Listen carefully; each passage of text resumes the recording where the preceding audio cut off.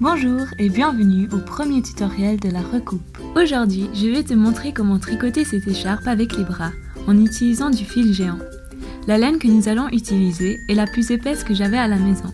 C'est ce qu'on appelle un fil chunky et il est beaucoup plus épais que les fils ordinaires. Si tu veux obtenir quelque chose de similaire à celui-ci, tu peux l'acheter en ligne. Si tu n'as que du fil plus fin à la maison et que tu veux l'utiliser, ce n'est pas un problème. Tu peux utiliser 2, 3 ou plus de bras en même temps pour obtenir cet effet chunky. Tu peux même être créatif et mélanger des couleurs pour obtenir un effet arc-en-ciel. Laisse-moi te montrer ce dont nous allons avoir besoin pour ce projet. Tout d'abord, un sac en plastique réutilisable. Un mètre ruban, idéalement 1 cm, c'est comme ça que nous allons mesurer. Une paire de ciseaux bien aiguisés et du fil épais. La laine que j'utilise est géniale et je l'ai achetée dans mon magasin du coin. Dans l'écharpe que je t'ai montrée au début, j'utilise 2 brins de cette laine et 1 brin d'une autre laine pour donner un effet nacré. Cependant, pour ce tutoriel, je n'utiliserai qu'un seul brin car c'est plus facile à suivre. Voilà pourquoi on utilise un sac en plastique réutilisable. Je vais te donner une super astuce pour éviter que les brins ne s'emmêlent et ne se salissent lorsque tu tricotes. Tout ce que tu dois faire, c'est placer la pelote dans le sac, comme je le fais ici. Ensuite, tire un brin, puis noue le haut du sac ensemble.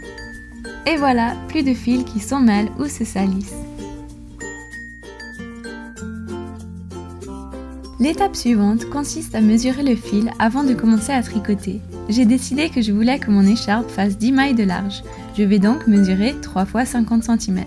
Tu peux adapter ces mesures à la largeur que tu veux donner à ton écharpe. Une fois que tu as mesuré ton fil, marque-le en tenant en pince entre tes doigts. Rappelle-toi quel côté est la queue et quel côté est attaché à ta pelote de fil.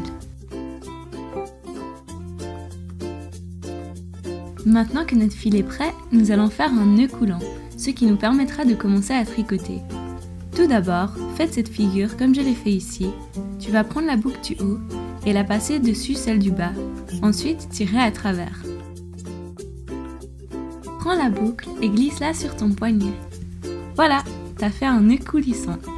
Une fois que tu as passé la boucle autour de ton poignet comme ceci, ajustez-la pour qu'elle ne soit pas trop serrée, mais pas trop desserrée non plus. Et voilà, c'est ta première maille. Pour créer les autres, tu vas prendre le fil entre ton index et ton pouce comme ceci, et avec l'autre main, tu vas passer les doigts autour et faire une boucle, comme indiqué. Serre-la et place-la à côté de l'autre maille sur la main droite. Assure-toi que c'est exactement comme la première, en serrant si nécessaire.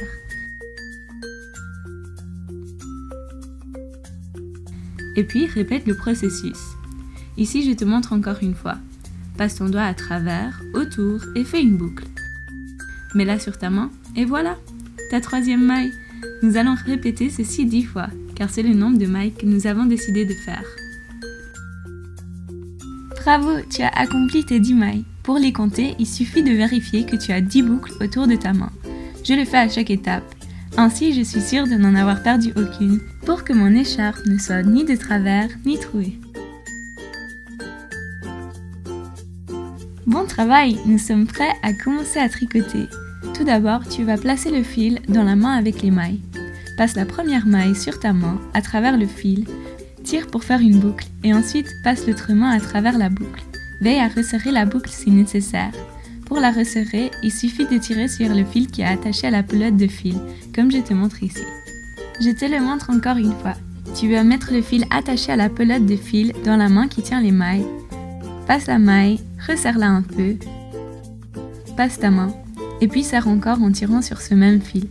Pour terminer le rond, tu vas faire le même processus 10 fois avec les mailles restantes sur ta main de droite.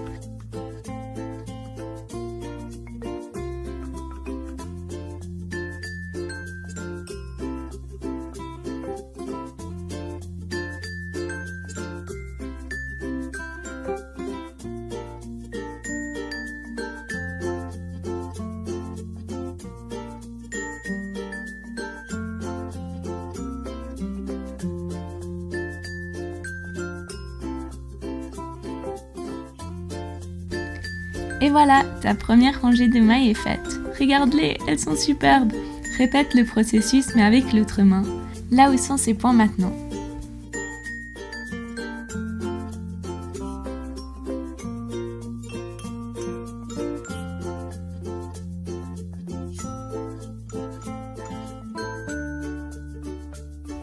Et c'est la deuxième rangée, c'est déjà fait.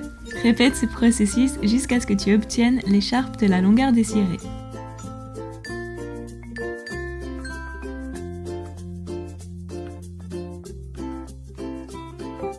Je vais te montrer encore une fois sous un angle différent, au cas où tu n'aurais pas encore tout à fait compris.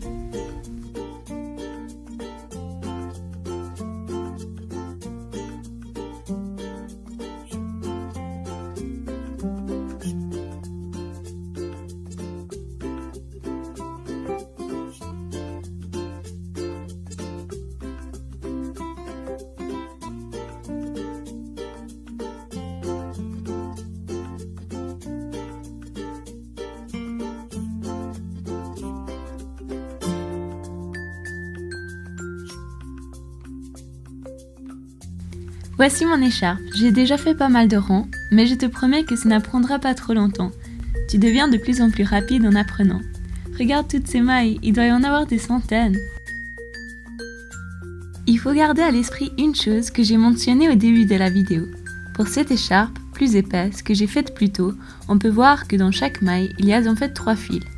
J'ai 2 laines épaisses et une normale. Alors que pour ce tutoriel, afin de simplifier les choses, tu peux voir que j'en ai utilisé qu'une seule.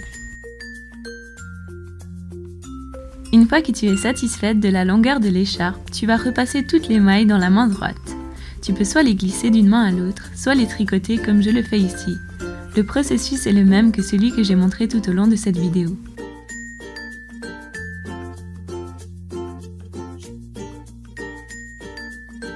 Bien. Une fois que tu les as fait passer sur ta main droite, assure-toi de les compter pour être sûr de n'avoir perdu aucune. En tenant le fil dans la même main que les mailles, tu vas tricoter la première maille comme nous l'avons fait au long de cette vidéo. Passe-la dans ton autre main et resserre-la si nécessaire. Puis répète avec la deuxième maille en utilisant exactement la même méthode que celle que nous avons montrée auparavant. Là où ça change, c'est que tu vas saisir ces 2 mailles en même temps et les faire passer dans ta main. Une fois que tu as fait ça, tu vas prendre la boucle et la faire passer dans ta main gauche pour qu'il te reste qu'une seule maille. Tricote une autre maille sur ta main gauche, serre-la et passe-les par-dessus. Une fois que tu as obtenu cette boucle, passe-la à nouveau sur ta main gauche et continue le processus.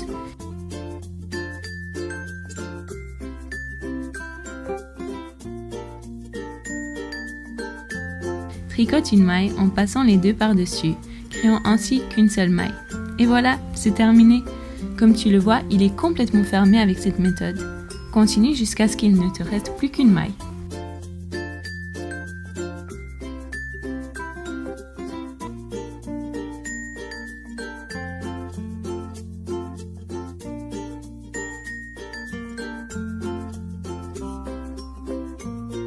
Une fois que tu as atteint la dernière boucle sur ta main gauche, il est temps de sortir tes ciseaux et de couper les fils en coupant directement. Il ne te reste plus qu'à retirer ta main de la boucle et passer les fils que tu viens de couper dans cette boucle, ce qui créera un nœud qui te nouera ton écharpe.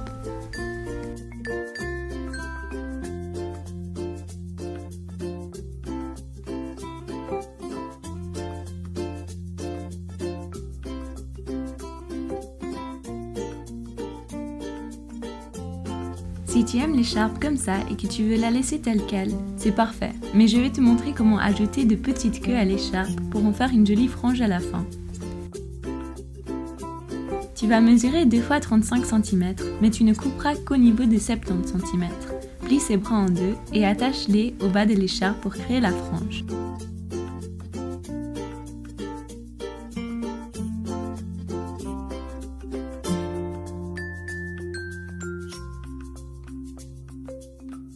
Trouve une boucle comme celle-ci qui se trouve juste en bas de ton écharpe, puis tu vas la pincer et y insérer le brin et faire un nœud en passant les 2 brins dans la boucle comme ceci.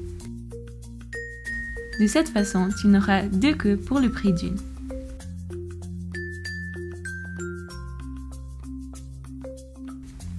Répète l'opération pour chaque boucle du bas et puis encore si tu souhaites une frange très épaisse au bas de ton écharpe. Voici une écharpe que j'ai réalisée plus tôt. J'ai utilisé 2 brins de laine épaisse et 1 brin de laine ordinaire avec un effet torsadé blanc et gris, ce qui donne à la queue un aspect agréable et plus épais. Encore une fois, il faut faire preuve de créativité. On n'est pas obligé de garder la même couleur que l'écharpe. Tu peux utiliser plusieurs couleurs, tu peux faire une queue arc-en-ciel. Nous avons vraiment hâte de voir ce que tu vas inventer.